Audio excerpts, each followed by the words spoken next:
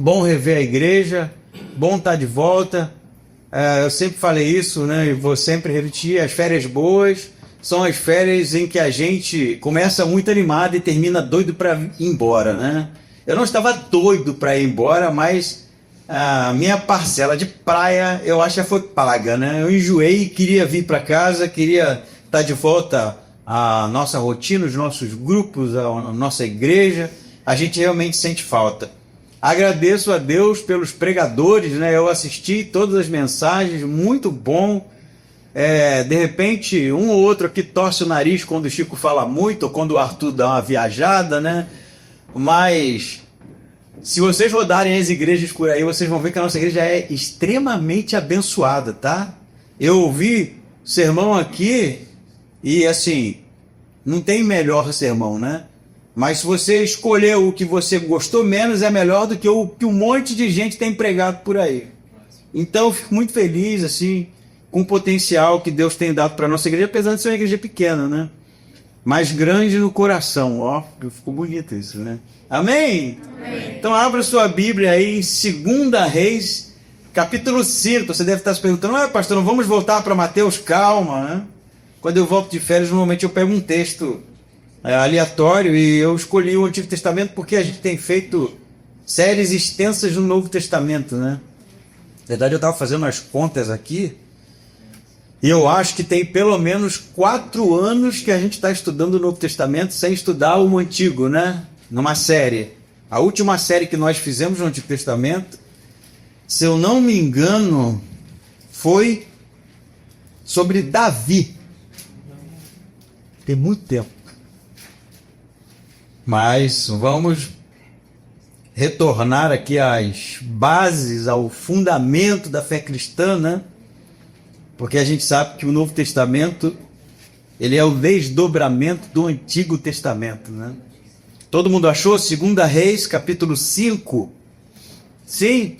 Você não tem. Não? Está no Antigo Testamento.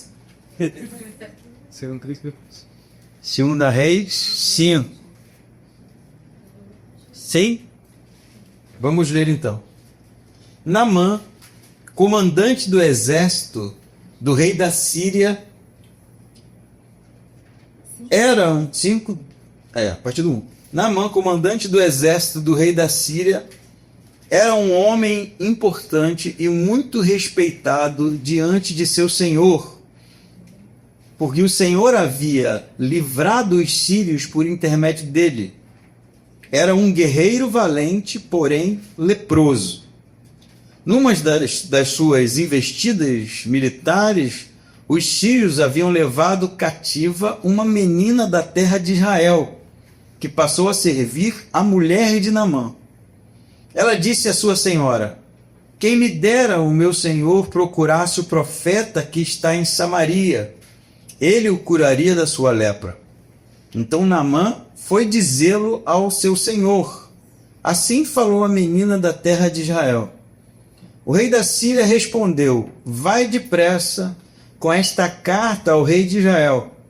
Ele foi e levou consigo 10 talentos de prata, 6.000 siclos de ouro e 10 peças de roupas finas. E levou também ao rei de Israel a carta que dizia: assim que esta carta chegar a ti, saberás que te enviei meu servo Naamã para que o cures da lepra. Quando o rei de Israel leu a carta, rasgou suas roupas e disse: por acaso sou Deus que pode matar ou dar a vida, para que ele me envie um homem a fim de que eu o cure da lepra? Vede como busca um pretexto para me atacar. Quando Eliseu, o homem de Deus, ouviu que o rei de Israel havia rasgado as roupas, mandou dizer ao rei: por que rasgastes as roupas? Envia-o a mim e saberás que há profeta em Israel. Mantenha a sua Bíblia aberta, nós vamos continuar lendo. O cenário aqui, que é importante a gente entender, é de uma Israel que havia dado uma espécie de respiro espiritual por conta de um rei chamado Acabe, que o Arthur, inclusive, expôs para vocês, né? Casado com Jezabel, que levou para dentro de Israel uma idolatria acentuada, né? E principalmente no que tange a questão do culto a Baal. Aqui nós já estamos naquele que sucedeu o profeta Elias, que foi o profeta principal na história de Israel e principalmente na história do rei Acabe e Jezabel. Eliseu, ele sucede Elias, então ele é agora a voz de Deus na nação. O rei agora é Jorão, ou Jeorão, que é filho de Acabe.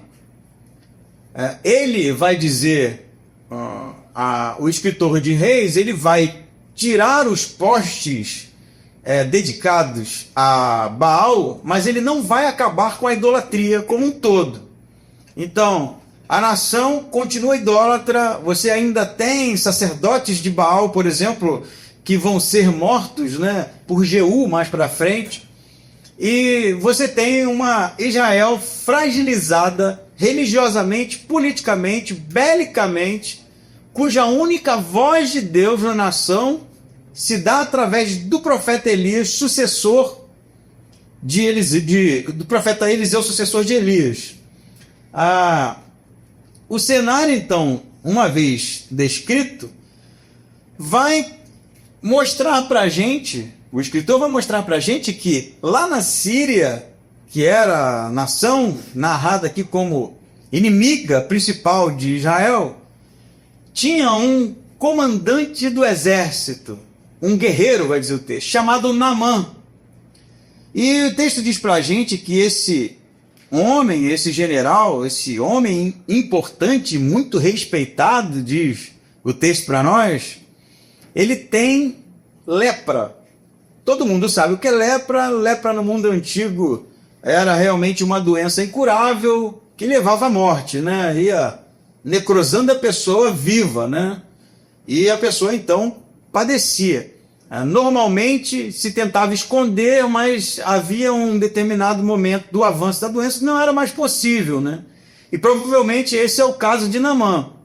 Ainda é respeitado, né? Ainda é tido como um homem importante na sua nação, mas doente e condenado à morte. Aí que o texto vai trazer informações preciosíssimas para a gente, né? Primeiro que o texto diz que o Naamã leproso era oficial da Síria, que era inimiga de Israel, e Deus já havia usado ele. Não é isso que o texto vai dizer para a gente? Primeiro diz que foi através de Naamã que o Senhor havia livrado os sírios. Então, Deus está usando Naamã, está usando a nação inimiga de Israel para punir Israel. É o que está acontecendo. E não só usou Naamã para sair com vitórias sobre Israel, porque o livramento aqui é do embate, como no versículo 2 vai dizer para a gente que ele, numa dessas investidas, levou cativa uma menina. Então, para que a coisa fique bem clara para nós, num desses embates, numa dessas investidas, ele conquista território e leva escravos de guerra, não é isso? Pessoas que são rendidas ali, na maioria das vezes, familiares são mortos e a menina é aproveitada. Ela é, então, agora uma escrava, retirada da sua terra, longe da sua parentela, longe dos seus parentes, se é que eles estavam vivos, feita, então, como serva, escrava da esposa do Naamã. Vocês lembram do José do Egito, não é? E a história do José do Egito é bem semelhante. Ele é, no caso, vendido, né? Mas depois vai se tornar escravo na casa de alguém, porque era assim que se fazia. Se colocava em praça pública, na maioria das vezes, comercializava. No caso aqui, ele levou e escolheu porque achou conveniente. Então você tem essa pessoa sem nome, essa menina sem nome, escravizada, retirada da sua pátria, retirada da sua terra, por um povo inimigo de Israel, estranho a Israel, pagão, né? E que estava sendo usado por Deus para punir uma Israel idólatra. Todo mundo entendeu a situação da menina, né? Mas é essa menina, no versículo 3, que vai falar: para a senhora dela, a esposa do Naamã, o seguinte: se ele fosse visitar o profeta de Israel, ele seria curado. E aí a esposa, embora o texto não diga, né, provavelmente falou para Naamã, porque Naamã vai procurar o rei para dizer o que a menina falou. Não, a menina disse que lá em Israel tem um profeta e que ele pode me curar da minha doença. E aí o que o rei vai fazer, né, da Síria?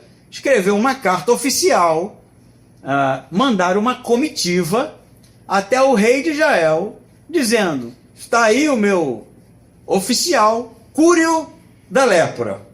Então, o que isso significa? Primeira coisa, né, significa que esses embates, eles não eram uma guerra interminável, né? Eram embates que se davam, cessavam, às vezes haviam acordos de paz, acordos políticos, né? O que perdia pagava impostos. Isso era algo que ia acontecendo à medida em que a história ia avançando, né? Não é uma segunda, nem uma primeira, nem uma segunda guerra mundial, né? Que só acaba anos depois. Eram embates, né? Que se davam e cessavam por um tempo. Depois aconteciam de novo. Tanto que o Jorão, rei de Israel, quando recebe a carta, o que ele pensa?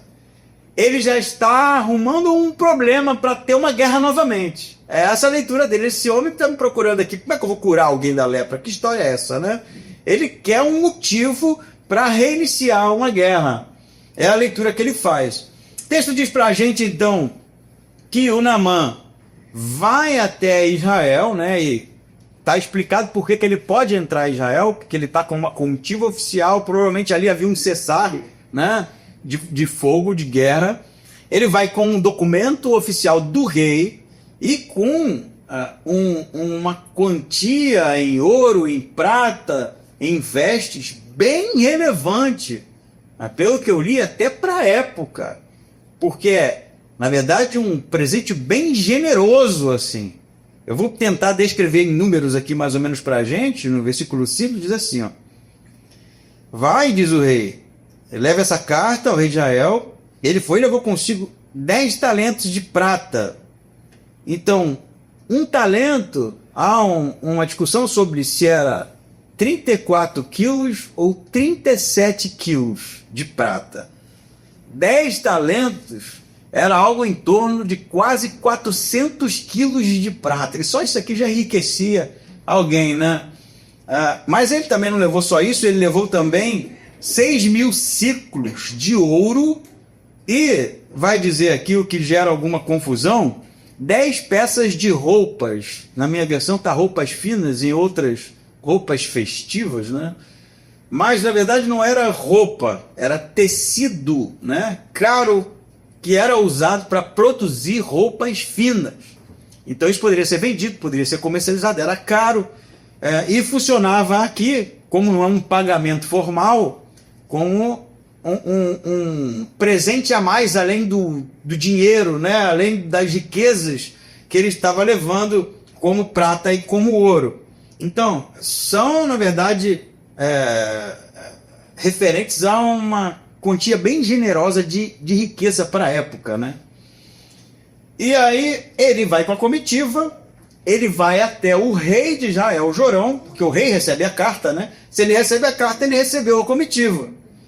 E então ele entra em desespero, porque na sua percepção, como falei, era uma desculpa para reiniciar. Na sua percepção, como que ele ia fazer para resolver um problema incurável como aquele? Ele simplesmente não conseguiria. Ele não tinha poder para isso, né? Ele não tinha como resolver a questão. Então ele vai, num ato, né, desesperador, rasgar as suas vestes, né? Esse era um gesto muito comum no mundo antigo, como quando algo era inaceitável, impuro, humilhante, e era um gesto público, né? Ele não só rasgava, né, e depois ele botava, ele ficava com a roupa rasgada, às vezes, né, em alguns casos, colocava cinza sobre a sua cabeça, uma demonstração pública de fraqueza, de humilhação, uma falta de condições, né, para resolver alguns problemas. É o que ele fez. a ponto do profeta Eliseu, que não está no palácio, né? Embora Naamã leve presente para lá, porque provavelmente ele ache que Eliseu faça parte do séquito do rei. Mas Eliseu não está no palácio. Eliseu, na verdade, eu não sei se vocês já viram, né? Não sei se eu mandei também no grupo um dia desse. Acharam, né, um sítio arqueológico que provavelmente é na casa de Eliseu. Cara, muito legal, assim, procure isso. No YouTube você vai achar. Porque tem uma placa lá com algumas citações e que leva, assim, a boa parte dos arqueólogos a identificar a casa. Provavelmente Eliseu. E era numa vila, uma coisa bem simples para a época. Bem no interior, né? Bem simples, num lugar bem assim, sem nenhum tipo de status. Era o profeta Eliseu vivendo lá e ensinando o ofício, né? Se você ler o livro de Reis, você vai perceber que havia uma escola profética. Quando Elias está para ser levado, né, por Deus, os estudantes, né, eles falam com Eliseu: Deus vai levar o teu senhor, né, que era o Elias.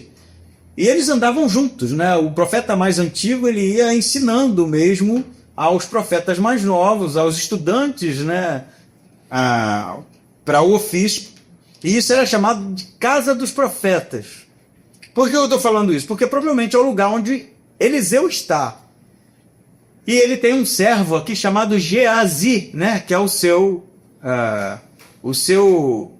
braço direito ali, né, que também está estudando, provavelmente aprendendo com Eliseu, assim como Eliseu aprendeu com Elias o ofício profético. O Eliseu, então, vai ficar sabendo do estado do rei, né, de ter rasgado suas vestes e tornado pública a sua humilhação. E Eliseu vai dizer: manda ele vir aqui, que então ele vai saber que há profeta em Israel. Parei aqui, né? O que é interessante nesse texto, dentro de tudo que nós vimos? O contraste que o autor mostra para a gente. Embora, né, numa primeira leitura a gente acabe entendendo, Acabe foi outro rei, tá? A gente chegue à conclusão, né, de que o contraste é entre Eliseu e o rei, né? Eliseu, a voz de Deus que manda trazer o leproso, e o rei que se desespera. O real contraste é entre a menina escrava e um rei que realmente se desespera. Quem deveria estar desesperado aqui era a menina, por causa de tudo que eu já falei para você. Ela era escrava numa terra estranha. E o escravo em Israel já sofria. Imagina fora, né, fora de sua pátria, em uma terra em que o referencial moral era terrível, né? A promiscuidade tomava conta. Você não sabe o que estava acontecendo com essa menina lá. Ninguém sabe, embora o texto não diga. Mas a situação realmente não era das melhores. Então, primeira coisa que a gente pensa, pelo menos eu pensei, se ela teve, né, toda a sua história jogada na latrina e foi levado para um lugar estranho, por que ela não deixa o cara ficar com lepra? Esse cara me levou, me tirou da minha pátria, arrebentou com a minha família, destruiu o meu lar, agora tem lepra. Deus está punindo. Mas isso, eu faria essa leitura assim, morre, apodrece agora aí, tá com lepra, bem feito, olha como Deus faz, né? A gente faria isso muito, a gente faz isso muito rápido. Tá doente, né? Tá não sei o quê, foi brincar com Deus, né? Foi mexer comigo, a gente faz essa leitura. Mas a menina não se comporta dessa forma. Ela poderia ainda, né, chegar a uma conclusão que ela estava sendo injustiçada e ter uma oração muito mais voltada para: olha, Deus, a minha situação, quando é que você vai me tirar disso aqui? Quando é que eu vou ser levado de volta para minha pátria, né? Quando é que eu vou retomar a minha vida? Eu vou ter que viver assim mesmo, escrava numa terra estranha? Mas a oração dela não é essa. A verdade é que ela faz é ser canal de Deus para que o Naamã vá até Israel e se converta, que é o que vai acontecer aqui, a gente vai ver na continuação da história. Em contraste a isso, a uma pessoa simples, escravizada, né, que usa o seu lugar como voz de Deus. Você tem um rei que deveria estar sendo referencial para a terra, referencial para Israel, referencial para Naamã, para os sírios, de que existe um Deus verdadeiro mesmo, que se desespera, que não crê na possibilidade da cura do cara. Mesmo ele tendo chegado lá e procurado o profeta. Percebe isso? Por isso eu queria falar para você aqui, no nosso estudo, 3 regras espirituais para os nossos dias nós vamos extrair desse texto. A primeira delas é essa aqui, ó. Eu vou ler primeiro, depois você lê comigo, por favor. A fidelidade move o reino de Deus. Você pode ler isso comigo? Se for verdade, se for mentira, você não leia, né? Ou leu? Pensou? Então vamos ler junto? A fidelidade move o reino de Deus. O que isso significa? Significa que Deus deixou sobre nossa responsabilidade desde reis, desde a história dos profetas, desde a história dos patriarcas, o reino de Deus sob nossa responsabilidade. Já falei isso tantas vezes, né? Os anjos poderiam pregar o evangelho. Mas para quem foi entregue? Para os filhos, para o povo de Deus. E qual é a responsabilidade do povo de Deus? Ser luz para as nações. Essa era a história de Israel. Essa é a história dos nascidos de novo, né? Os do caminho, os seguidores de Jesus. E esse reino que foi deixado por Deus sob nossa responsabilidade não é movido por status social. Não é movido, por exemplo, por um rei que tem tudo para ser uma força motriz na condução do reino, né? na condução do conhecimento das pessoas de quem era o Deus de Israel, e mesmo assim não funciona. Ele poderia ter usado generais, poderia ter usado o rei, mas esses não são fiéis a Deus. Por isso não são boca de Deus. Por isso não são usados por Deus. Porque o reino de Deus se move desde essa época e continua se movendo através de homens e mulheres que se põem à disposição de Deus em fidelidade. Em fidelidade. E o que é fidelidade? O que é fidelidade, gente? Fé. Já falei isso tantas vezes, né? Não jogue fé para o mundo das ideias, não. Para algo subjetivo, né? Abstrato. Como sempre falo, um pensamento positivo, algo do tipo. Fé é ser fiel aos propósitos de Deus. Ele disse certas coisas, ensinou certas coisas, e nós confiamos e somos fiéis a essas coisas que Deus falou. E no caso da menina, ela sabe que tem um profeta, ela sabe que tem um Deus de Israel. Apesar da sua condição, apesar da injustiça que ela estava vivendo, apesar do cenário dela não ser nada positivo, ela continua fiel. Cara, isso aqui é... Ela não estava orando para a sua libertação no texto, ela não estava pedindo para que a justiça que ela acha ser a melhor fosse feita, ela estava simplesmente sendo usada por Deus.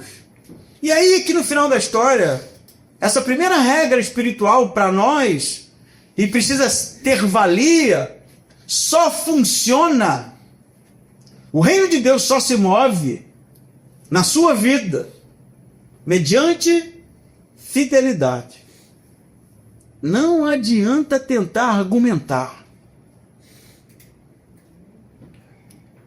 Se não for assim, a gente vai estar igual o Nicodemos quando encontrou Jesus. O Breno pregou, né? Necessário vos era nascer de novo. Jesus vai dizer, você não tem visto nada, só a superfície. E a gente às vezes fica na superfície. Qualquer problema é o suficiente para a gente não se envolver. Qualquer coisinha é o suficiente para a gente não se lançar. Qualquer coisinha é o suficiente para a gente orar, Deus não é justo. Não pode ser dessa forma. No entanto, você tem aqui a história de uma escrava usada por Deus. E não é usada por Deus para abençoar um irmão. Muito pior aqui, né? Não é usada por Deus para fazer uma oração pelos doentes. Ela é usada para abençoar o seu inimigo, gente. Mas que cristianismo, proto-cristianismo aqui. Uma pessoa em situação de escravidão, injustiçada, que intercede, que é usado por Deus para que o seu inimigo, para que o seu ofensor fosse curada. Às vezes a gente pensa assim, hoje não dá, né? Porque a condição é ruim, as condições não permitem. Quando, né? Aí a gente precisa de um panorama. Quando eu chegar, né, no ponto X, quando eu estiver lá, quando as coisas estiverem resolvidas, né? Aí sim eu vou me entregar, né? Gente, não funciona assim. É na escravidão, é na pequenez, é na simplicidade, é na fase difícil que nós somos provados. É aí que Deus quer a nossa fidelidade. Não é quando a gente sentar no trono e reger uma nação idólatra. É quando as coisas estão difíceis. Porque quando as coisas estão fáceis, é muito fácil. É quando as coisas estão difíceis que Deus requer de nós que nós confiemos nele. Que nós abramos a nossa boca para sermos bênçãos. Que nós realmente tenhamos um comportamento que vai fazer a diferença na vida de outras pessoas. O que a gente não pode é, como esse rei, como assim? Como que eu vou fazer? É isso que ele está fazendo. A gente precisa decidir na nossa vida e na nossa trajetória cristã quem nos representa nesse texto. A escrava, que é usada por Deus apesar da sua situação, fiel às promessas de um Deus realmente que cura, que sara e que salva, que está em Israel. Ou um rei que deveria ser um representante, que tem tudo, né, para ser um referencial, mas cheio de desculpas, porque não é fiel. Qual é a primeira regra espiritual aqui do nosso texto? A fidelidade move o reino de Deus. Então, pastor, quer dizer que se eu não for fiel, o reino não se move? Não, ele vai se mover na vida de outros que são fiéis. Porque no dia que nós sentarmos e cruzarmos os nossos braços, Deus levantará outros e nós perderemos a oportunidade. Se ela não fala, ela nem estaria no texto. Não é isso? Então, ou o reino passa por você, porque Deus está te dando a oportunidade, e você faz a diferença, ou você vai rasgar as vestes e vai entrar para a história do reino de Deus como alguém irrelevante. Amém? Ficou bem fraco isso aí, né? Amém? Amém? Pois então, agora vamos retomar a leitura, versículo 9, e depois eu vou pedir para ele lançar ali o segundo ponto. Versículo 9 diz assim: Naamã foi com os seus servos, com os seus cavalos e com o seu carro, e parou na entrada da casa de Eliseu, lá naquela vila, né, lá no interior. Olha só, o Naamã chegou no palácio real, o profeta não está lá, né, só para a gente se situar aqui. E agora ele vai ser mandado, porque Eliseu falou, manda ele vir para cá, lá para os interiores, né? Vai pegar a estrada sem calçamento, né, buraco na via, vai dar trabalho para chegar, muita lama, porque é lá que Eliseu está. E no 10 diz assim: então este lhe mandou um mensageiro para dizer: vai, lava-te 7 vezes no Jordão, então tua pele será restaurada e ficarás purificado. Porém Naamã retirou-se indignado, dizendo: eu tinha certeza de que ele viria me encontrar, invocaria em pé o nome do Senhor, seu Deus, colocaria a mão sobre as feridas e me curaria da lepra. Por acaso os rios Abana e Farfar de Damasco não são melhores do que todas as águas de Israel? Eu não poderia me lavar neles e ficar purificado? E foi embora indignado. Porém seus servos foram até ele e lhe disseram: meu pai, se o profeta tivesse te mandado fazer algo difícil, não terias feito? Quanto mais se ele apenas diz: lava-te e ficarás purificado. Então ele desceu e mergulhou no Jordão 7 vezes, conforme a palavra do Senhor, do homem de Deus, e a sua pele tornou-se como pele de um menino e ficou purificado. Então ele voltou ao homem de Deus com toda a sua comitiva. Ao chegar diante dele, disse: agora sei que em toda a terra não há Deus a não ser em Israel. peço-te que agora recebas um presente do teu servo.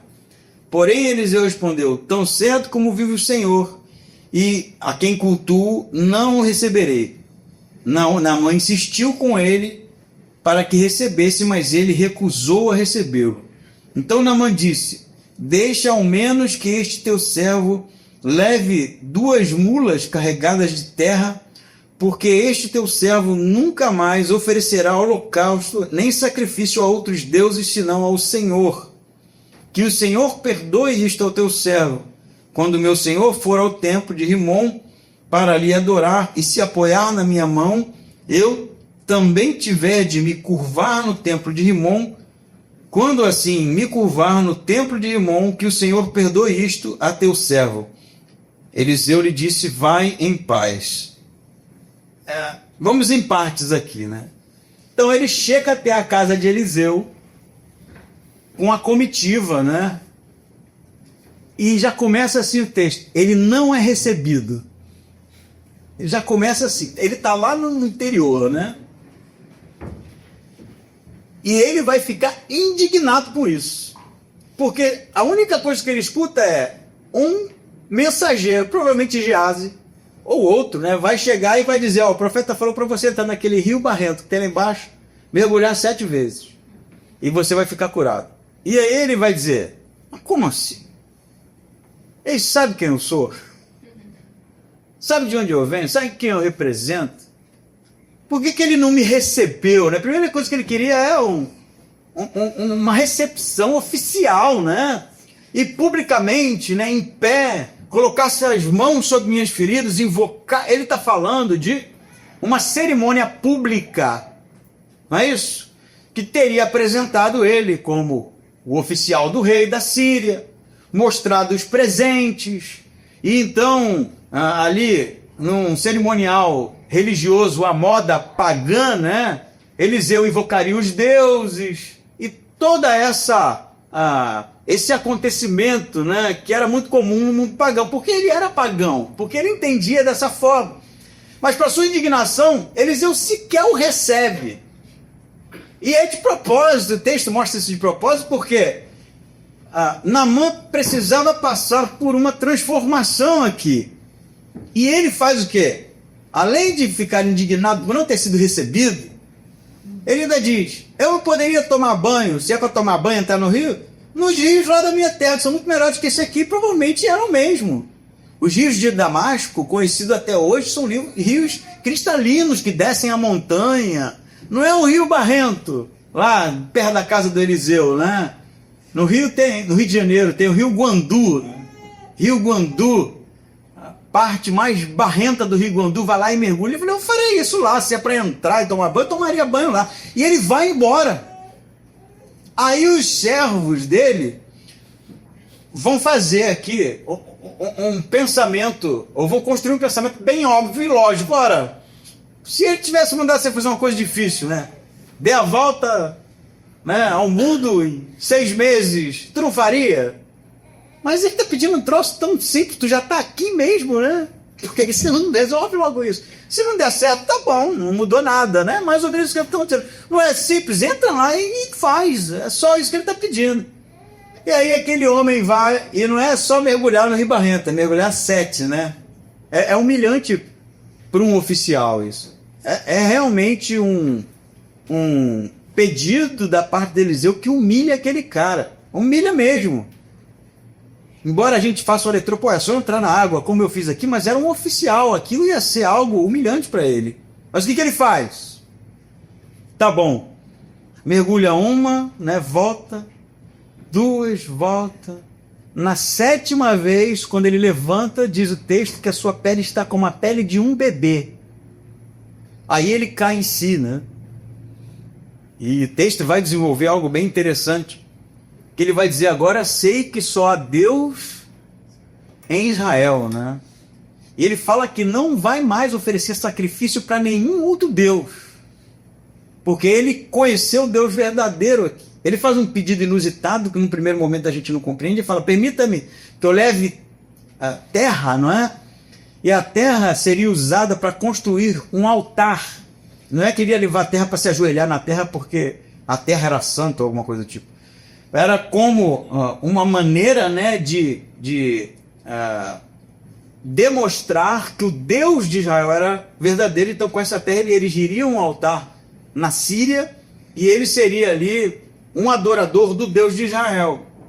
Ele ainda faz um comentário bem interessante. Ele fala que o Senhor me perdoe quando eu for com o meu senhor, o rei, né, da Síria, no templo de Rimon, que é provavelmente o Deus em que o rei era devoto, e tiver que ser a sua mão, né, direita. No texto no hebraico é assim, porque ele era o braço direito do rei. Não é que o rei ia ter que ficar segurando o braço dele porque não tinha força. Ele tinha que acompanhar o rei, porque normalmente essas idas ao templo eram idas oficiais, como o rei, ele estava lá como um representante. Ele fala, me perdoe quando eu tiver que acompanhá-lo e tiver que me ajoelhar. Ele fala no texto, isso não vai ser adoração, isso é só o meu ofício, mas realmente que Deus tenha misericórdia e compreenda. E aí Eliseu não vai repreender, ele vai dizer, vai em paz. Esse homem se converte, né? Se torna devoto ao Deus de Israel, é transformado,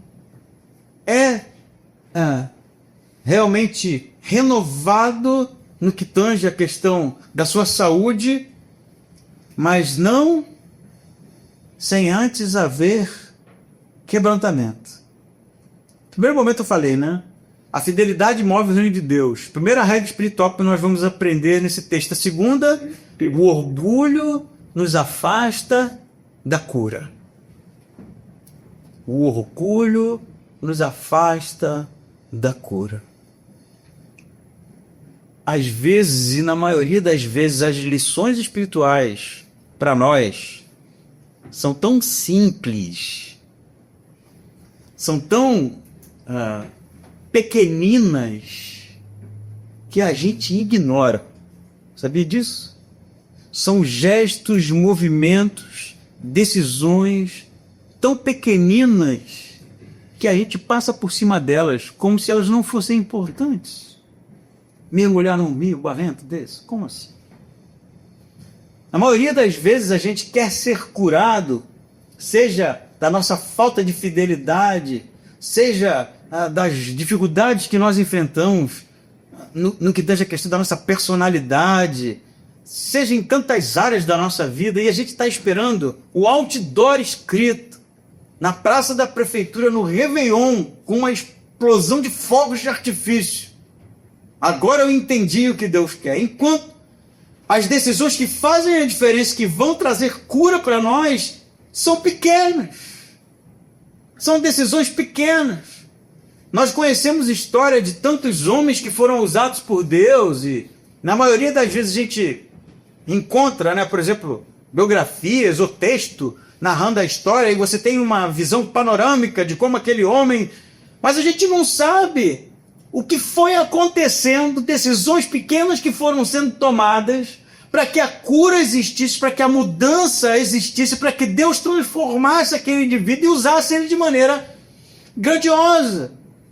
E a mesma coisa, gente, são decisões pequenas que a gente faz que ou nos levam para o buraco ou nos aproximam de Deus. Pequenos, simples, mas que requerem de nós realmente quebrantamento. É óbvio, porque para fazer coisas pequenas, você precisa se quebrantar. Porque as grandiosas, né? Essa aí a gente adora, né? Eu falei com a Lidiane, né? Não tem o que me irrita mais. Tem coisas que me irritam mais, mas também me irrita. É você ver líder de ministério dizendo que o ministério dele é o mais importante da igreja, né? Por exemplo, evangelismo no presídio. Ótimo, muito bom o evangelismo no presídio. Eu ouvi uma coisa assim nas minhas férias. Se você não tem condições espirituais de estar lá, nem vá. Se você não tem vida com Deus, nem vá. Vá para o evangelismo. Como assim? Porque para estar lá no presídio precisa ser o quê, né? Que no evangelismo normal não precisa. Porque as coisas grandes a gente gosta, né? De vir para cá e Deus me usou. E nas pequeninas, gente, e no dia a dia.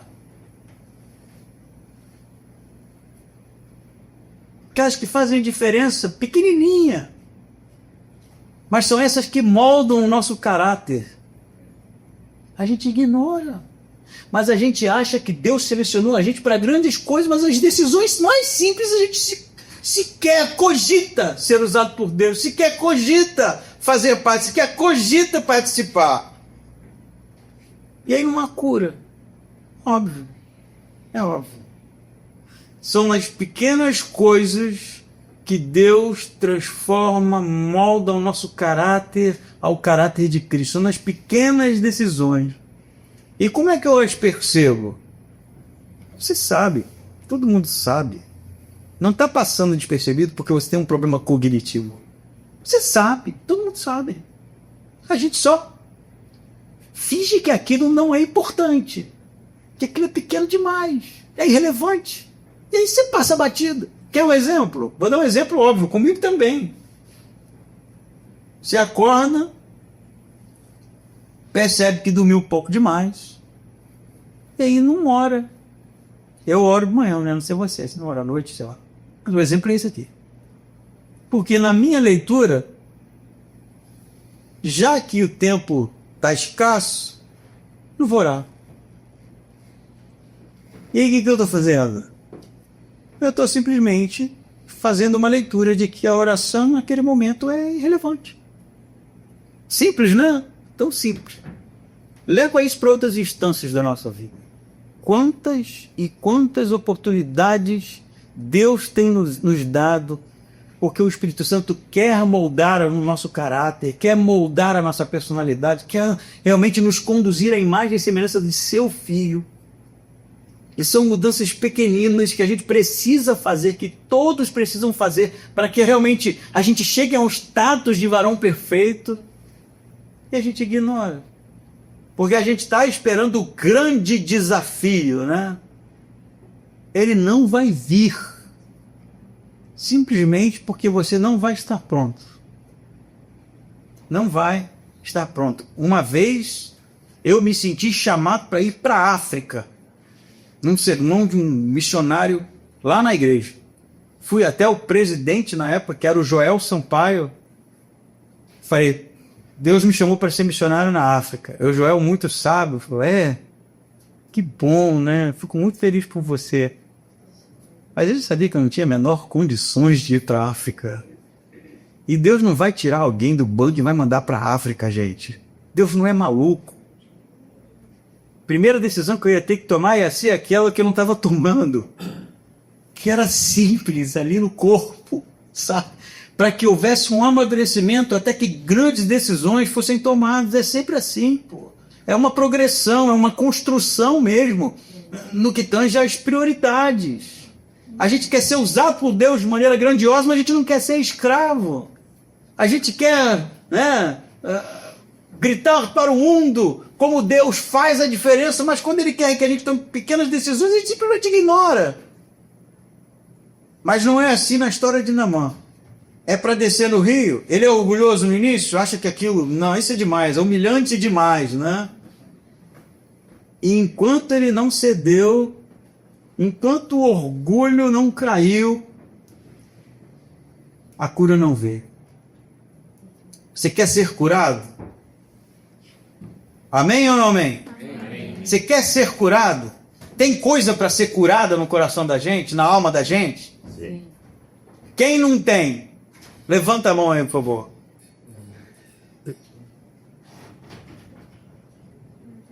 Primeira coisa que precisa acontecer é quebrantamento. Quebrantamento. Sem quebrantamento não há cura. Vamos continuar lendo aqui o capítulo todo. Estou animado, né?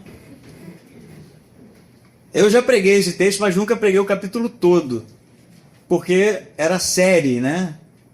Hoje não é uma série, você precisa então ler tudo, porque é uma perícope só, que são 3 personagens aqui, né? A menina, Naamã e Geazi, e Eliseu como sendo a voz de Deus nessa história. Vamos no 20 aqui. Quando Naamã já estava a certa distância, Geazi, servo de Eliseu, o homem de Deus, disse: o meu senhor, poupou esse sírio Naamã, em algumas versões, esse arameu, deixando de receber dele alguma coisa do que trazia. Tão certo como vive o Senhor, irei atrás dele e receberei dele alguma coisa. Geazi saiu para alcançar Naamã. Quando este viu que alguém corria atrás de si, saltou do carro para encontrar e perguntou: está tudo bem? Ele respondeu: tudo está bem. Meu senhor me enviou a dizer-te: agora mesmo chegaram 2 jovens seguidores dos profetas da região montanhosa de Efraim. Peço-te que lhes deis 1 talento de prata e 2 peças de roupa. Naamã disse: fica à vontade para levar 2 talentos. E, insistindo com ele, amarrou 2 talentos de prata em 2 sacos, com 2 peças de roupa, e os entregou a 2 dos seus servos, os quais os carregaram à frente de Geazi. Quando ele chegou no monte, pegou-os das mãos deles e os guardou em casa, e mandou embora aqueles homens, e eles se foram. Mas ele entrou e chegou diante do seu senhor. Do seu senhor. Então Eliseu lhe perguntou: Geazi, de onde vens? Ele respondeu: teu servo não foi a lugar algum.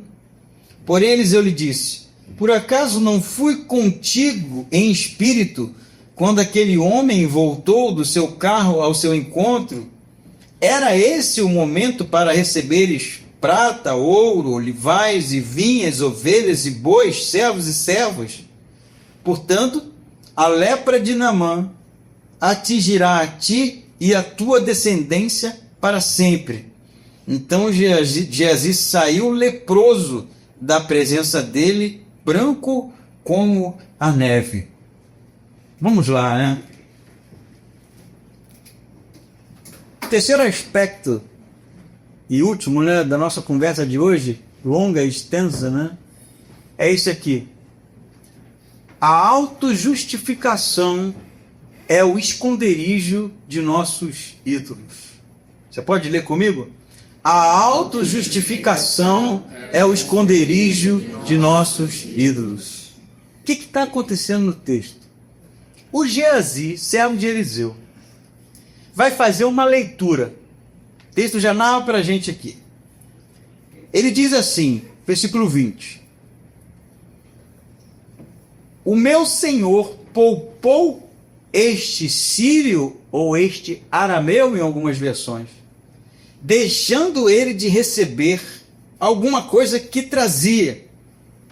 Ele diz mais: tão certo como vive o Senhor, irei atrás dele e receberei dele alguma coisa. Qual é a leitura de Geazi? Esse cara é um inimigo. Ele é oficial sírio. Ele lidera, né, investidas contra a nossa nação. Veio aqui com lepra. O meu senhor Eliseu curou ele, mas não aceitou nada. Como assim? Como assim? Em algumas versões está, a minha está este sírio, né? Mas a ideia aqui é ser pejorativo mesmo, né? Esse arameu, né? Esse sírio, esse inimigo, né? Entra aqui assim e sai curado. E Eliseu não recebe, não tira nada desse cara. Não. Aí ele agora, né, constrói a sua teologia, porque nós somos muito, muito bons por isso. Em nome de Deus, olha o discurso do cara. Em nome de Deus, tão certo como vive o Senhor, irei atrás dele e receberei alguma coisa. Então, na leitura do Geazi, estava errado o que Eliseu fez. Porque aquele cara é inimigo. Então, se ele entrou aqui e recebeu a cura, ele precisa tomar um prejuízo. Ele precisa deixar alguma coisa aqui. Porque ele é um arameu. Porque ele é um sírio. E inimigos são tratados dessa forma. E aí ele, tão certo como vive o Senhor, né? Ele realmente eleva aqui o seu argumento, a sua leitura da realidade, sua percepção da realidade em uma forma teológica, né? Deus Tão certo como ele vive, eu vou lá, então vou fazer o que Eliseu não fez. Essa é a primeira leitura dele. Mas aí você continua lendo e percebe que o comportamento do Geazi de chegar lá e inventar uma história e dizer que chegou 2 estudantes lá da casa dos profetas, né? E que me dá então aí, né? Porque para que seria esse dinheiro na leitura de Eliseu? Pô, se era uma escola de profetas, esses caras viviam de doação, né? Não tinha salário. Quem que mantinha? Doação. Pô, todo esse peso em prata, em ouro, em vestes ia ser sensacional, né?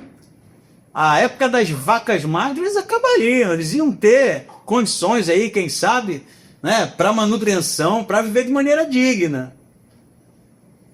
Provavelmente é esse tipo de leitura, mas ele esconde, né, porque ele sabe que Eliseu não vai concordar com esse comportamento.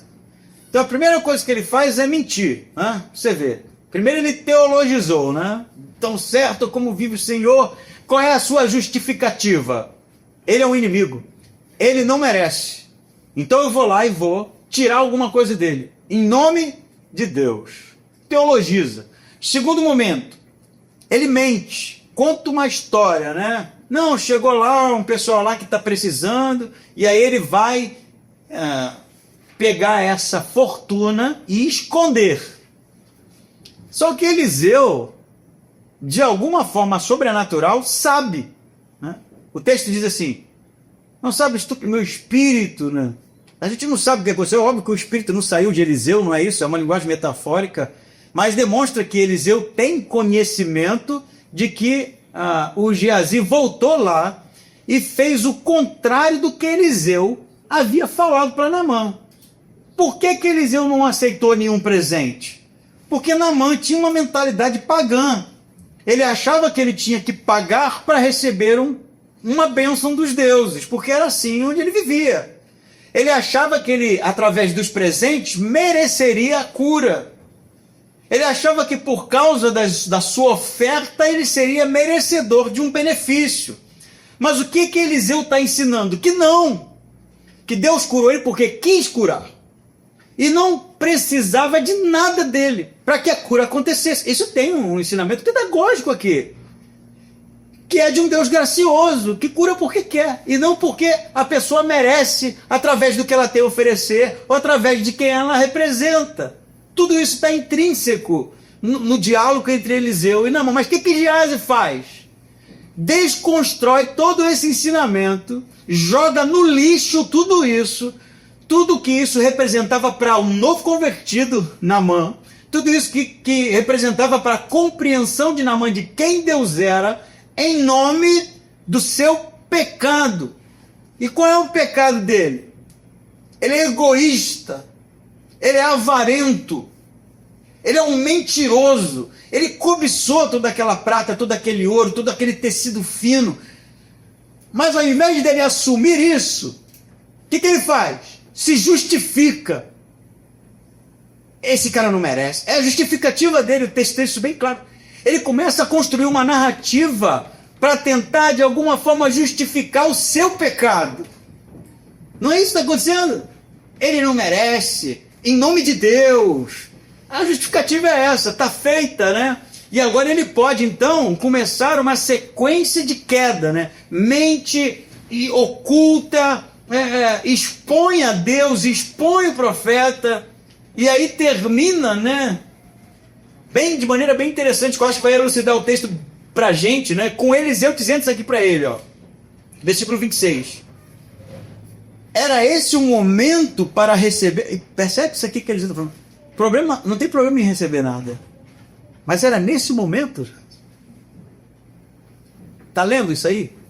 É nesse momento já que tem algo acontecendo, que Deus está querendo dizer e mostrar algo para esse cara, que você faz isso. Olha, ele diz, como ele diz, era este o momento para receber de prata e roupa, e olivais e vinhas, ovelhas e bois, servos e servas, justamente nessa hora. Portanto, 27, a lepra de Naamã atingirá a ti e a tua descendência para sempre. O que isso significa? Aqui é o X da questão no caso do Geazi. Eliseu está aludindo o Êxodo 25, que fala sobre a idolatria e do Deus que fere até a 4ª geração daqueles que o desprezam. O eco, ele não está citando literalmente, mas o eco, a Geazi e a descendência é o mesmo formato que Josué vai usar o texto de Êxodo 25 para Acã. Vocês lembram da história de Acã e Josué? Josué e Israel, né, conquista a cidade, mas Deus fala, não levem nenhum dos despojos. Aí o que Acã vai fazer? Esconde a capa, esconde...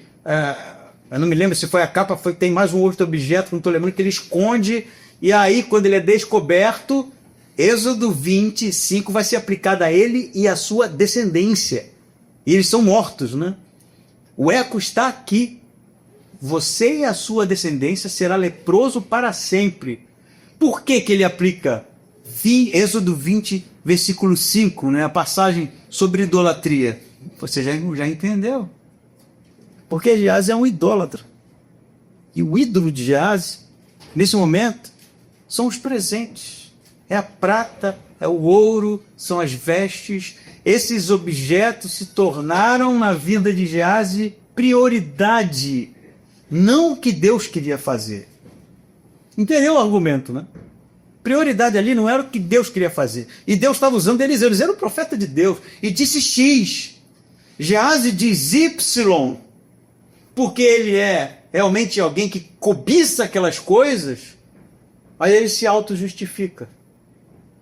Porque a autojustificação é o esconderijo dos nossos ídolos. Pensa nisso aqui. Olha isso aqui que eu vou dizer. Depois, se você quiser discordar comigo, a gente se vê nos grupos, tá? Se você não vai nos grupos, não vai poder discordar.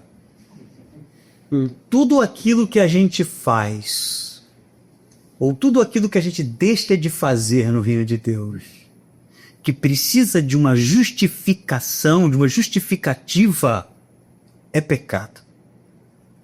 Pode anotar. Sabe por que eu sei disso? Porque eu sou assim. Você sabe que Y é melhor do que X, mas você precisa, não, mas... Aí constrói, né? Toda uma narrativa. Teologiza, né? Procura até na Bíblia para justificar algo que deveria ser diferente. E nós sabemos. Isso é um comportamento humano clássico. Começou a argumentar muito, é pecado. Tão simples como a luz do dia. Porque o reino de Deus é óbvio. Porque o evangelho é óbvio. Porque o que Deus quer de nós é óbvio. E esse tipo de comportamento esconde ídolos. Pode começar a pensar. Pensa nos seus que eu penso nos meus, tá? O que a gente precisa o tempo todo ficar argumentando com a gente e com os outros que nos impede ou que nos leva a fazer alguma coisa? Pensa aí. Se você for honesto, não precisa ser agora, pode ser em casa, né? Lá no fundo, no final dessa cadeia, tem uma, dois. É tiro e queda. Jesus diz o quê?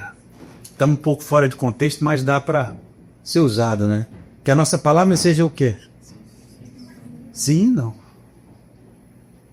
Sim e não. Isso é certo? É. Eu não preciso, mas se... Esse é Geazi. Esse é o argumento do idólatra. Em nome de Deus. Aí Deus agora entra na equação, né? E a gente pode manipular o nome de Deus, o texto bíblico.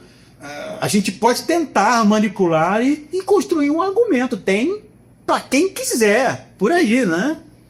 Tem gente que faz o escarcéu, né? Todo mundo conhece passagem clássica de um episódio muito antigo que o pastor lá da igreja concluiu que ele tinha que se deitar com a esposa do irmão porque estava na Bíblia.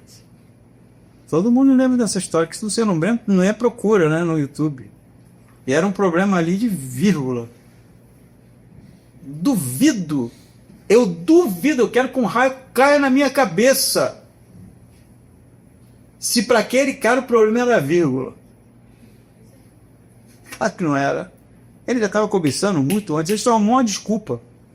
Ele só arrumou um argumento, ele só arrumou uma autojustificativa para fazer o que fez. E nós funcionamos assim. O nosso coração é uma fábrica de ídolos e a gente precisa realmente percebê-los, aprender a percebê-los e combatê-los.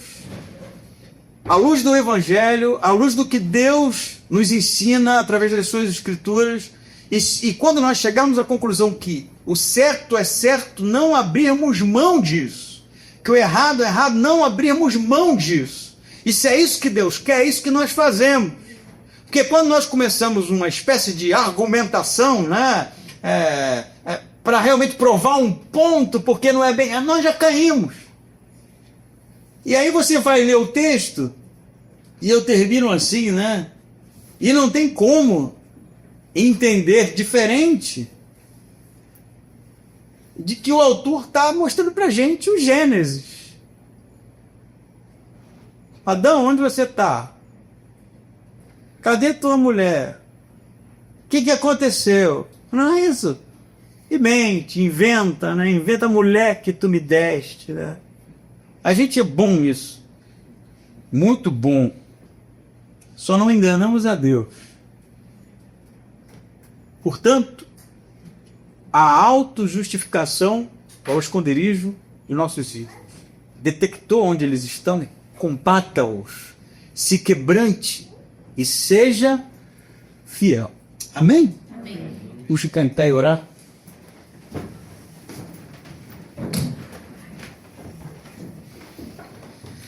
Senhor Deus e Pai, graças te damos pela tua palavra, graças te damos por tudo que o Senhor tem feito em nossas vidas, tudo que o Senhor tem feito na vida da tua igreja. Te agradeço por cada vida, por cada família aqui, Pai, pelo teu agir, pela tua graça, pela tua misericórdia. Te pedimos, Senhor, que o Senhor realmente nos ajude, Pai, a sermos homens e mulheres quebrantados, homens e mulheres fiéis à tua palavra, Pai, que não abrem mão do teu propósito, que realmente, apesar da nossa pequenez e da nossa falta de condições, Pai, queremos ser úteis, Pai, queremos ser usados, queremos ser participantes da tua obra, Pai. Ajuda-nos, Pai, realmente a percebermos as oportunidades, percebermos, Pai, que em coisas pequeninas estão presentes e riquezas maravilhosas, Pai. Ajuda-nos a entendermos que o teu reino é como uma semente de mostarda, Pai. Pequenina, Deus, mas que se torna a maior árvore, Pai, que nós realmente iremos conhecer, Pai. Nos ajude realmente a detectar, Pai, as nossas falhas, os nossos ídolos, Pai, e combatê-los, Pai, mediante arrependimento, mediante quebrantamento, mediante o desejo de ser usado por Ti, Deus. Tire de nós todo o orgulho, Pai. Tire de nós toda a inquietação. Tire de nós, Pai, toda a autojustificação e molda-nos segundo o Teu Espírito, Pai.